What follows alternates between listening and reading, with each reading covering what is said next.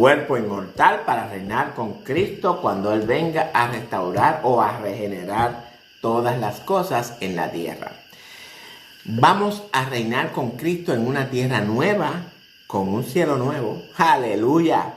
Ahora podemos entender a Pablo cuando dice que debemos de cuidar esta salvación tan grande.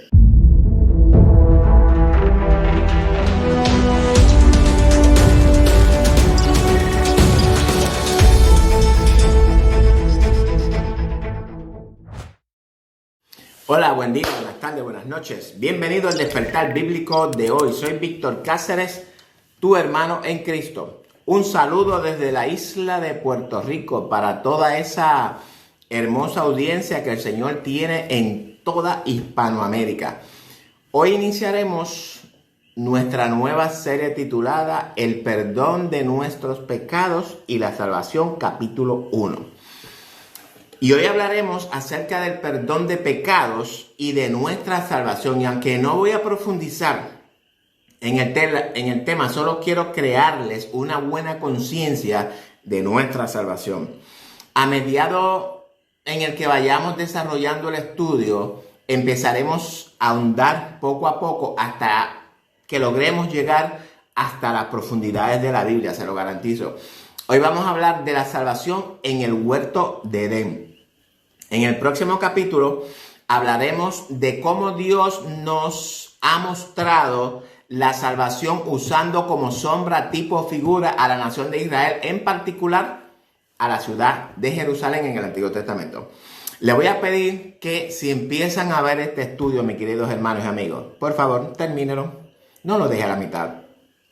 Mírelo completo, para que pueda tener y entender el panorama completo del mensaje que Dios tiene para su iglesia y para todos los amigos que nos están mirando. La información que traigo en este estudio, usted no la va a encontrar en ninguna universidad teológica, ni en ningún instituto teológico, ni en su iglesia. Es así de importante lo que traigo en este estudio bíblico.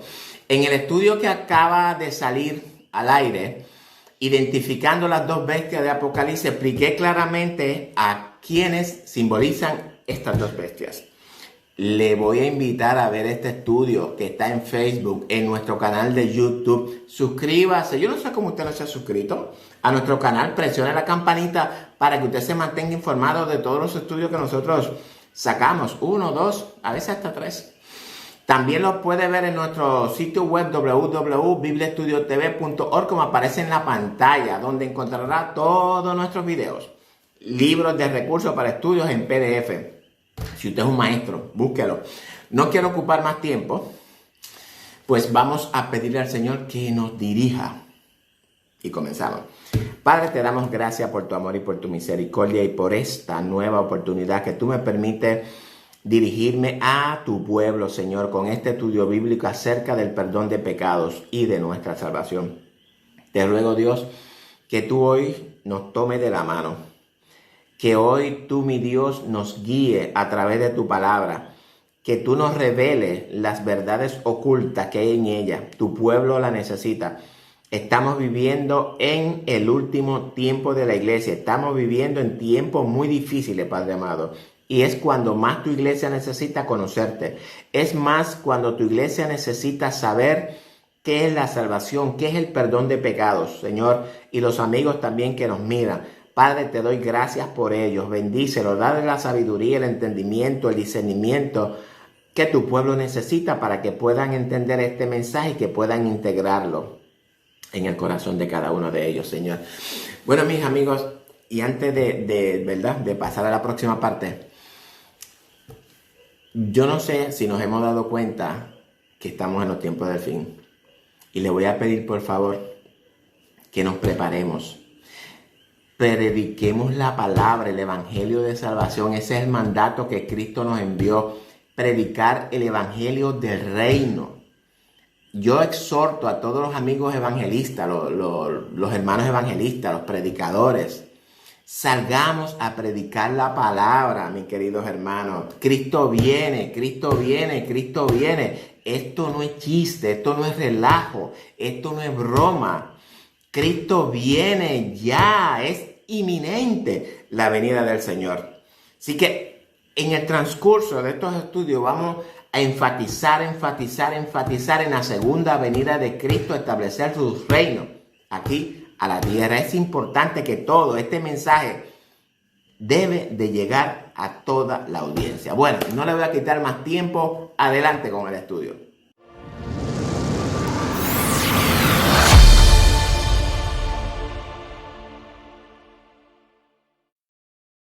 Bueno, vamos a lo que vinimos. Dice Juan en su primera carta, capítulo 1 y verso 9, que si nosotros confesamos nuestros pecados, Él es fiel y justo para perdonar nuestros pecados y limpiarnos de toda maldad.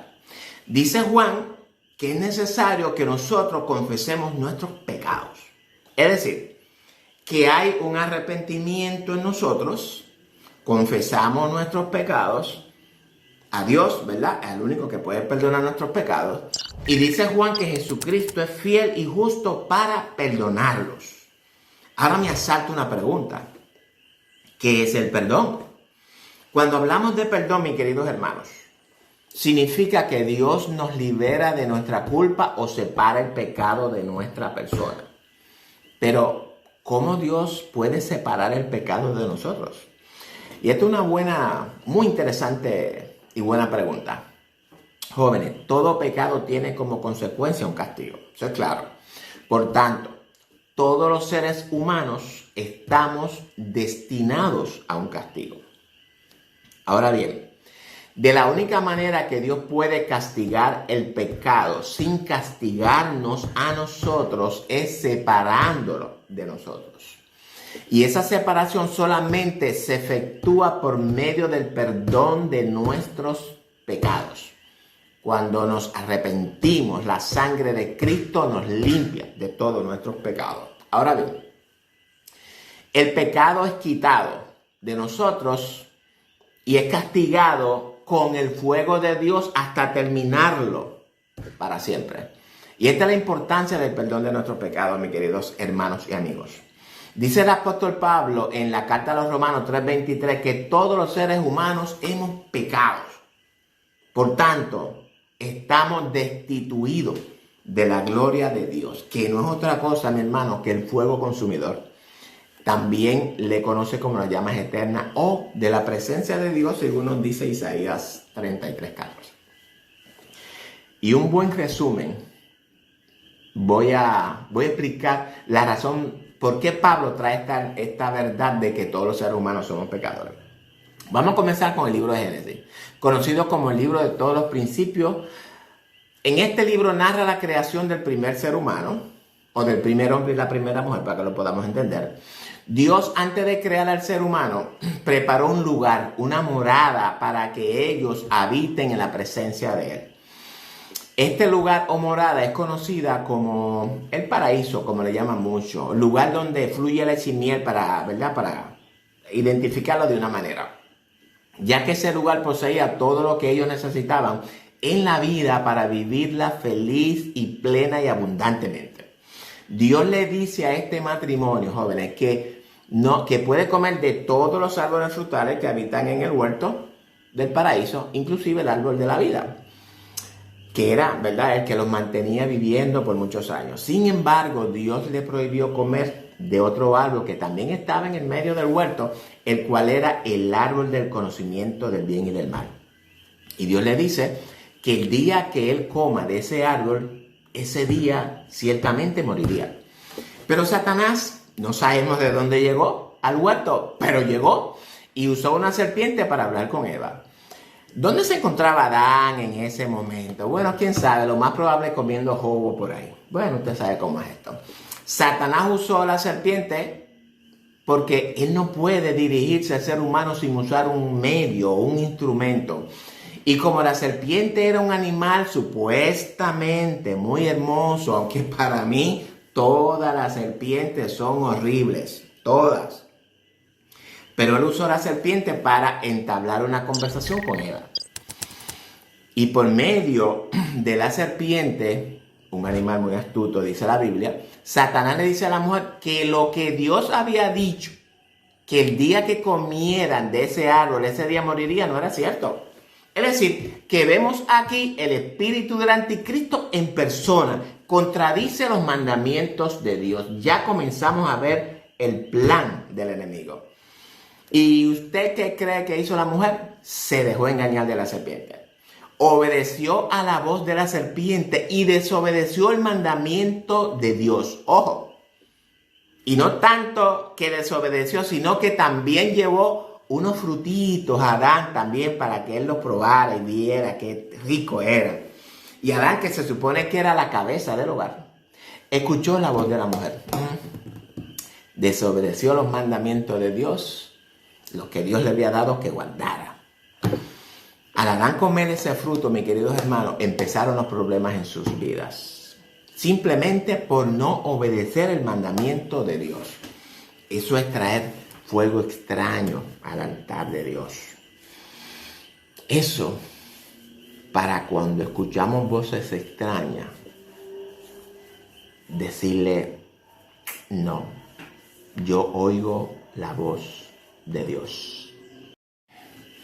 Y para que ustedes sepan, mis queridos hermanos, Adán y Eva, antes de comer el fruto, tenían una relación personal, privada e íntima con Dios. Dios descendía todos los días a conversar con ellos y ellos se deleitaban en la presencia de Dios. En el paraíso había de todo lo que ellos necesitaban, todo lo que ellos deseaban en la vida. Fuera de ese paraíso, mira, lo que había era ¿qué? Dolor, sufrimiento, tormento, sudor, porque tenían que trabajar, temor, un calor abrasador y un horrible olor a azufre mezclado con fuego, no sé. Vivían felices sin enfermedades, sin dolencia, comían todo lo que se les antojaba y no tenían que sudar. Dios les había puesto por cabeza de toda la creación, es decir, que esa gente, esa primera pareja eran como reyes del mundo. Dice el relato que ese día descendió Dios como de costumbre a charlar con ellos y bendecirlos. ¿Qué usted cree que ellos hicieron? Se escondieron porque se dieron cuenta de que estaban desnudos. Y desnudos quiere decir que la justicia de Dios se había apartado de ellos por causa de la desobediencia. El pecado, por su desobediencia, los llenó de temor. Y Dios le pregunta, ¿quién te enseñó que estaba desnudo? ¿Has comido del árbol que te prohibí comer? Me encanta la respuesta de Adán. La mujer que me diste me dio de comer. Eva le puso una pistola en la cabeza y lo obligó a comer en contra de su voluntad. ¿Qué le parece? Y le dice Dios a la mujer, ¿qué hiciste? Y la mujer por lo menos fue más honesta y dijo que la serpiente la había engañado. Y ahora quiero que preste mucha atención porque en el verso 15 de Génesis 3 vemos a Dios dirigiéndose a la serpiente y le dice que pondrá enemistad entre la simiente de la serpiente, de la simiente de ella, que no es otra cosa que la mentira que contradice los mandamientos de Dios, y la simiente de la mujer, cual es Cristo, que es la verdad de los mandamientos de Dios.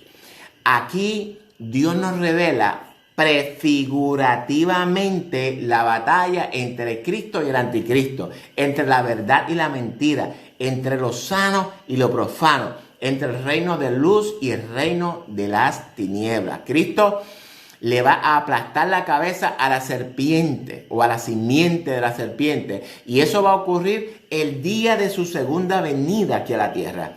Y esto, mis queridos hermanos y amigos, es la promesa hecha en el huerto para salvación de toda la humanidad. Dios, sabiendo de antemano que sus criaturas iban a fallarles, ya Dios había provisto de un sacrificio expiatorio temporero por los pecados de sus criaturas.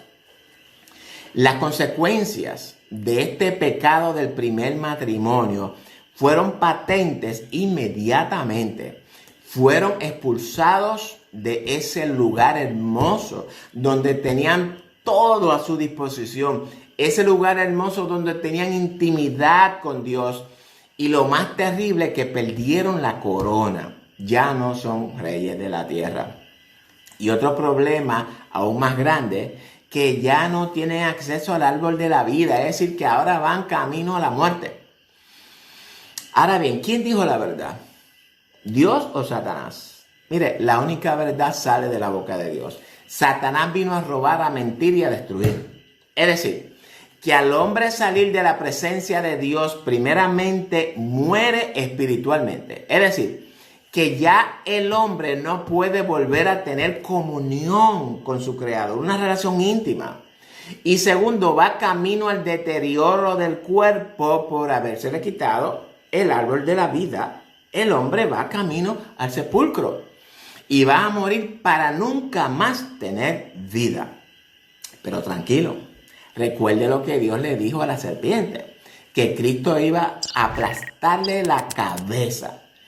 Y le tengo una noticia extraordinaria. Antes de ellos ser expulsados del huerto, ¿sabe usted lo que Dios hizo? Ya Dios se había provisto de un sacrificio temporero. Un sacrificio que cubría ese pecado de desobediencia hasta que Cristo venga a redimirnos de la muerte eterna. Dios hizo el primer sacrificio en el mundo. Sacrificó un cordero por el hombre y un cordero o una corderita, no sé, por la mujer. Dios derramó toda la sangre de los corderos en la tierra. Porque sin derramamiento de sangre, mis queridos amigos y hermanos, no hay remisión de pecados. Y les quitó la piel y les hizo túnicas de pieles y los vistió. Es lo que nos dice el texto. Es decir, que esas vestimentas de pieles simbolizan a las vestiduras de justicia con las que Cristo nos vestirá con su muerte. Ahora bien, y esto que voy a decir es bien importante, muy importante. Ese sacrificio que Dios hizo por Adán y Eva los cubre a ellos y a toda su descendencia hasta la primera venida de Cristo a la tierra para cumplir con el plan redentor de Dios en forma retroactiva y en forma proactiva a toda la humanidad después de su resurrección hasta su segunda venida a establecer su reino en la tierra. Ahora bien, ¿cuál era el plan de Satanás con engañar a la mujer para que desobedezca al mandamiento de Dios? Satanás pensó que al Adán y Eva desobedecer al mandamiento de Dios echaría a perder toda la obra creadora de Dios. Fíjate, en otras palabras, que Satanás pensó que ya la humanidad estaba fracasada, estaba perdida, ya no había futuro para ella, le dañó el plan a Dios. Yo imagino a Satanás, antes de verdad de que Dios le dijera lo que le dijo, bueno Dios, yo te vencí. Y ahora, ¿quién gana? Ellos te desobedecieron y ahora tienen que morir porque esa es la consecuencia por desobedecerte. Y estaba correcto. Y tú no mientes, dice, por tanto no lo puedes salvar. No puedes tener de ellos misericordia porque entonces, ¿dónde quedaría tu justicia? ¿Qué dirían tus ángeles? Y sé que eres justo, pero ¿dónde quedaría entonces tu misericordia?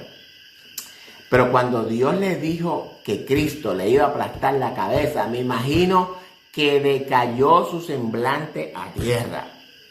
¿Usted sabe qué? Dios nunca iba a permitir que Satanás destruyera su creación. Y mucho menos que lo chantajee. Jamás de los jamases, mis queridos hermanos. Dios en su eternidad ya tenía un plan preparado y se había provisto de sacrificio. Ahora, una pregunta. ¿Para qué Dios sacrificó a los corderos? Y esta es una pregunta muy importante que toda la iglesia debe de entender la respuesta. Y si usted todavía, mi querido hermano, no ha compartido este video con sus amigos y familiares, entonces usted como que no quiere que ellos se salven. Recuerde el galardón que Dios tiene para los que le aman. Ahora bien, en este sacrificio, suceden tres cosas importantísimas. Lo primero que debemos entender es que Dios le había dicho a su criatura que el día que ellos comieran del árbol prohibido, ese día morirían y morirían eternamente. Murieron, ciertamente murieron, y explico. Murieron espiritualmente y luego iban a morir físicamente, como ya les dije anteriormente. Ahora bien, de la única manera en la que Dios podía reversar esa condena de muerte eterna a sus criaturas, era que alguien que no haya desobedecido sus mandamientos, que no haya pecado, sea sacrificado en el lugar de estas personas. Es decir, que Dios exigía un sacrificio sustituto de ellos para que ellos puedan volver a habitar en su presencia. Y Dios dijo, bueno, ya que no hay nadie que los pueda salvar de la condena de muerte eterna, pues entonces iré yo mismo, daré mi vida en sacrificio por ellos. Y todo esto, y de esta manera, Dios habría pues satisfecho su justicia de condena sobre sus criaturas, entregándose a sí mismo en sacrificio a favor de toda la humanidad. Ese sacrificio sustitutivo en la persona de Jesucristo libera de la muerte eterna al ser humano. Y ya no tiene que morir eternamente. Y ahora sí puede reconciliarse nuevamente con su Creador.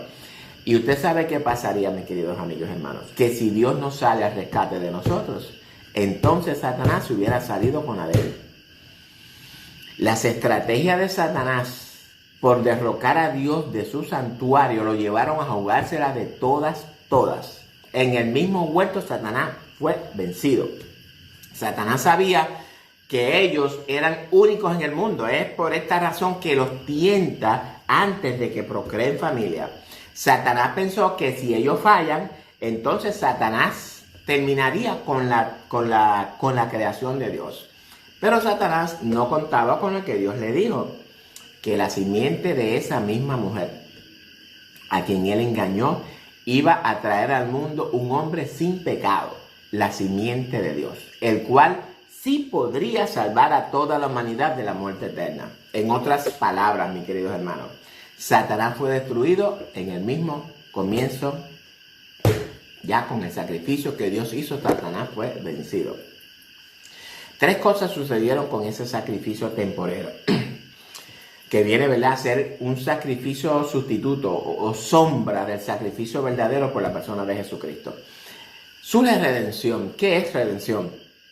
Es el acto de redimirte, es decir, de pagar el precio que tú tenías que pagar. Eso es redención. Este cordero te sustituye de la muerte eterna temporalmente, es decir, que ya tú no tienes que morir eternamente, porque Él murió por ti.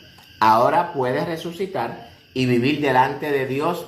Sin embargo, no todo es lindo y bello como parece. La redención es para liberarte de la muerte eterna. Toda la humanidad hasta la segunda venida de Cristo es redimida para justificación de vida, como nos enseña Pablo en Romanos 5:18. Pero ¿qué sucede? Que la descendencia de Adán y Eva hasta hoy, aunque fueron redimidos para justificación de vida, fueron transgresores de los mandamientos de Dios también. Es decir, que transgredieron la ley y los mandamientos de Dios. Y por tanto hay unas consecuencias por esas transgresiones sobre toda la humanidad, como nos dice Pablo en Romanos 3:23. Bueno, no todos fueron transgresores, ¿verdad? A la manera de Adán, como nos dice Pablo en Romanos 5:14, no todos.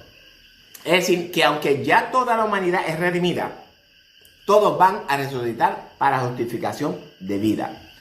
Todavía tenemos las consecuencias del pecado en el ser humano. ¿Qué otra cosa sucedió en el sacrificio? Expiación. ¿Qué es expiación? Expiación es el acto de expiar.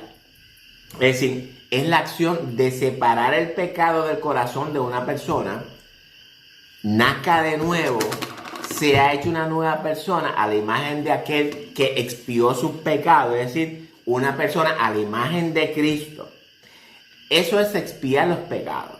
Es por medio de la expiación que podemos obtener el perdón de nuestros pecados en Cristo. En otras palabras, no es lo mismo redención que expiación. La redención te libera, la expiación te perdona. Y por último, en este sacrificio ocurre la salvación de nuestras almas.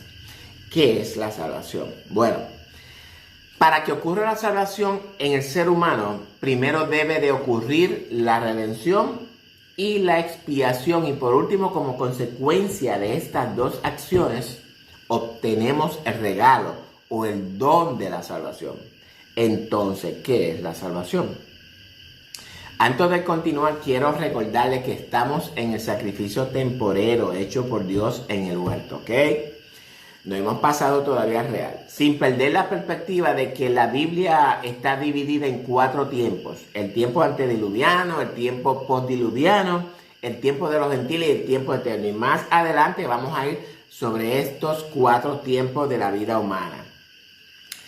La salvación es simple y llanamente el premio, el regalo, el don, el galardón o la corona de vida que Dios nos tiene preparada como consecuencia de nosotros primeramente haber escuchado y obedecido el Evangelio eterno, haber reconocido el sacrificio de Cristo a nuestro favor, confesarlo con nuestra boca, creerlo con convicción en nuestro corazón, por nacer de nuevo y dejarnos conformar a la imagen de Cristo, por santificarnos en obediencia, por consagrarnos enteramente para nuestro Dios y Salvador, y por permanecer siendo fieles hasta el final. En resumen, el galardón que Dios tiene para nosotros es un cuerpo inmortal para sentarnos en el trono con Jesucristo por toda la eternidad. Eso es salvación. Bueno, ya vimos lo que es salvación y tengo aquí 2 textos claves para que podamos entender cuál es el reino, para qué fuimos salvos, para qué nosotros vamos a tener el cuerpo inmortal. Y vamos primero a leer Daniel 7, 26 al 27. Oiga, me preste mucha atención para que vea lo que dice. Pero se sentará el juez y le quitarán su dominio para que sea destruido y arruinado hasta el fin. ¿A quién le van a quitar el dominio? A la iglesia apóstata, al anticristo, a ese que va a tener el nuevo orden mundial. Cuando Cristo venga, dice que se lo va a quitar. Y mira, es decir, a la mujer que está sentada en la bestia también. Y que el reino y el dominio y la majestad de los reinos debajo de todo el cielo, sea dado al pueblo de los santos del Altísimo. ¿Y quién es ese pueblo de los santos del Altísimo? Somos nosotros, mis queridos hermanos. Es por esto que yo quisiera que todo el mundo entendiéramos la importancia de mantenernos en santidad,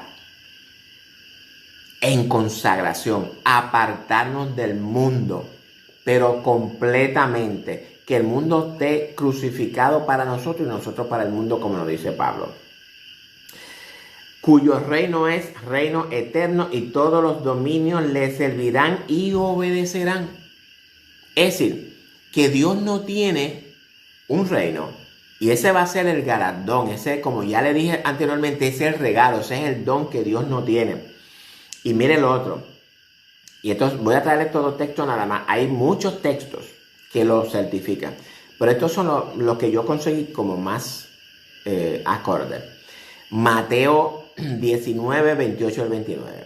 Entonces respondiendo Pedro le dijo: he aquí, nosotros lo hemos dejado todo y te hemos seguido. ¿Qué pues tendremos? Así que vemos a Pedro aquí explicándole que ellos han dado todo por el Señor. Han dado todo. Yo no sé si usted es de lo que ha dado todo por el Señor. Yo lo he dado todo. Yo he puesto mi alma, mi corazón, mi vida, todo a la disposición de Él. Todo lo mío, todo, absolutamente todo es del Señor. Lo he dado todo. He dado mi tiempo. Todo se lo he dado al Señor.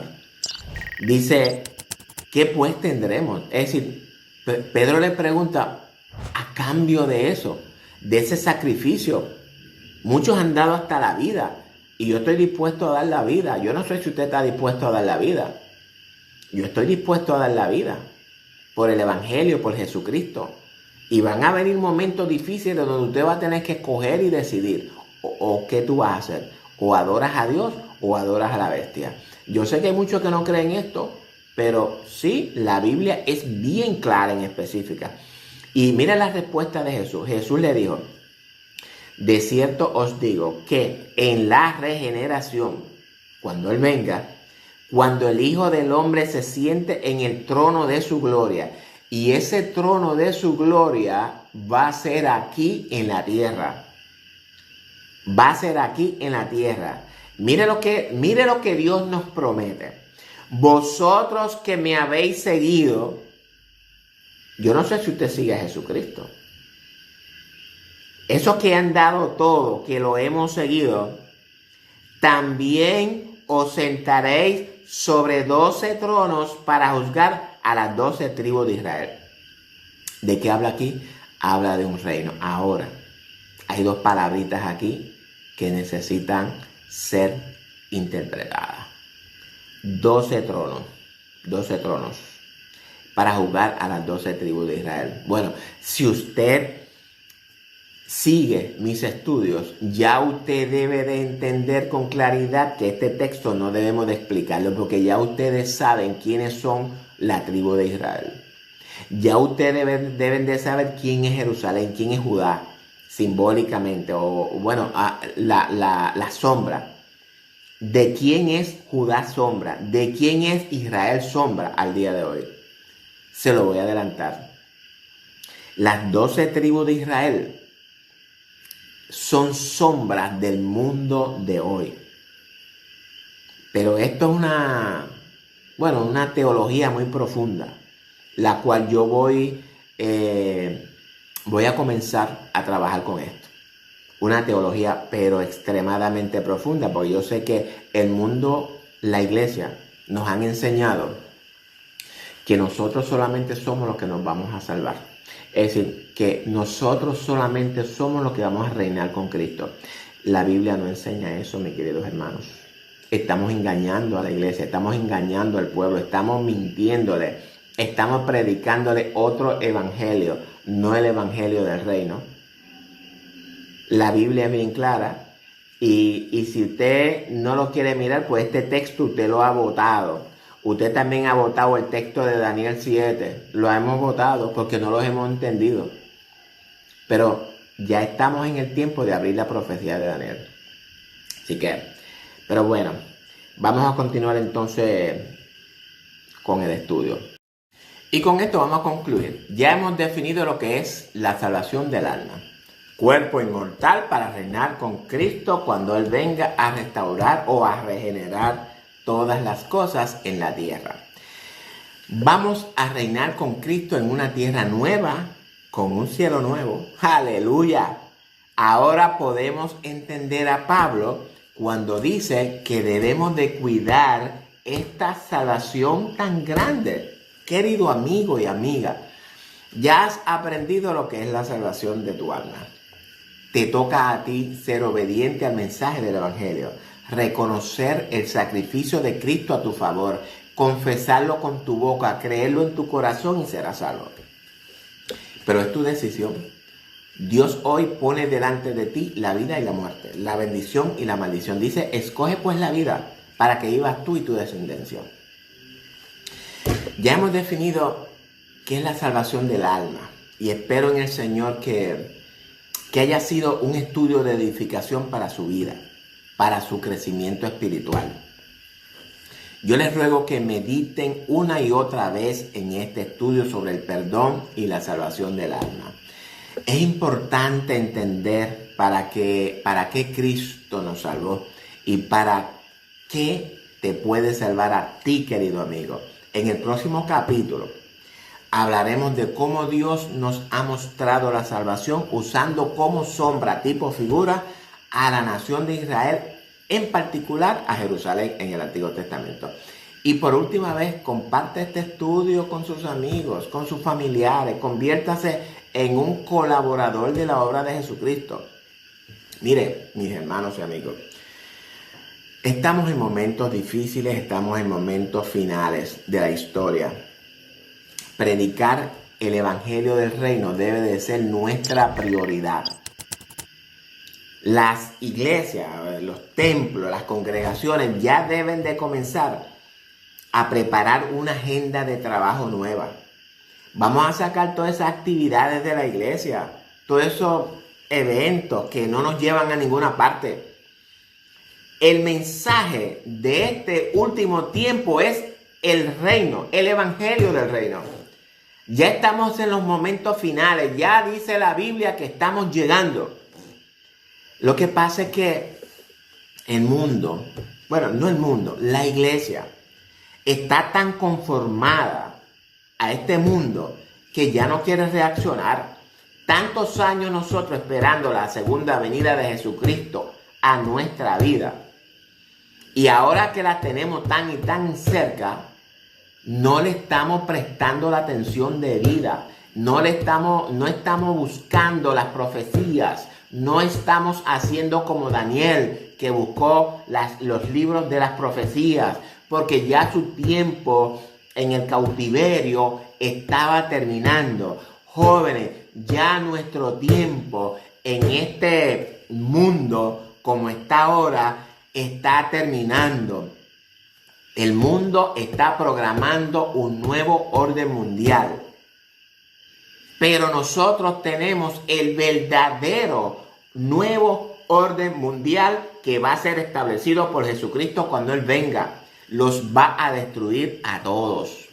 Dice Daniel 7:27, bueno, ya lo leímos, que va a poner el reino, le va a quitar el reino a todos y nos lo va a poner en nuestras manos. Yo creo que eso es suficiente para nosotros apartarnos del pecado, para nosotros santificarnos, para nosotros consagrarnos, para nosotros escudriñar las escrituras cada día más. Óigame, mi hermano, dejemos ya los juegos, las actividades, las redes sociales, el baloncesto, la pelota, la chercha, todas esas actividades que nosotros estamos acostumbrados siendo pueblo de Dios, que se supone que no. Nosotros somos el pueblo de Dios escogido, somos santos, somos embajadores de Cristo aquí en la tierra y nosotros somos los que tenemos que dar el testimonio de Jesucristo aquí en la tierra. Van a venir momentos difíciles para la iglesia, jóvenes. Van a venir momentos de persecución, momentos de tribulación, momentos difíciles, momentos de angustias. Y si la iglesia no está preparada para enfrentar eso, mis queridos hermanos y amigos, la iglesia va a fracasar. Se va a quedar. La iglesia va a tener que enfrentar entonces el juicio de Dios. Va a tener que enfrentar el fuego de Dios. Esto yo lo he explicado y lo voy a continuar explicando en los estudios siguientes. Bueno, no le quiero quitar más nada. Oramos, Señor, te doy gracias por tu amor y por tu misericordia y por esta nueva oportunidad que tú me has permitido de estar aquí trayendo tu palabra, Señor. Espero que tú hayas tocado el corazón de cada uno de los hermanos y amigos, que ellos puedan entender, Señor, que tú les amas, que ellos puedan entender el amor tan grande que tú sientes por ellos, que ellos puedan entender que tú en el principio, como lo acabamos de ver acá en el huerto, ya tú, mi Dios, saliste adelante, tú te ofreciste tú mismo a rescatarnos, a dar tu vida por cada uno de nosotros. Ya no tenemos que morir eternamente, Señor, y yo quiero que tú le hagas entender a este pueblo que hay esperanza, que hay un reino que espera por nosotros, que si nosotros no nos ponemos a vivir conforme a las normas, a la ley que tú estableces, conforme al reino espiritual, conforme al reino que vamos a reinar en la realidad, nosotros no vamos a poder reinar, Señor. Danos la fuerza, la fortaleza, la sabiduría, el entendimiento, el conocimiento. Ayúdanos a prepararnos. Ayúdanos, Señor, a estar en alerta. Ayúdanos a activar la alarma moral. Esa alarma moral debemos de tenerla todo el tiempo activa para que cada vez que nosotros estemos haciendo algo, esa alarma suene y nos dé una alerta y nos diga, hey, eso que está haciendo no es del agrado de mi Dios. Tenemos que santificarnos, Señor. Ayúdanos a ser santos, rectos, humildes, un corazón humilde, manso como el tuyo, es lo que tú dices en tu palabra, que tú quieres que nosotros creamos. Un corazón manso y humilde.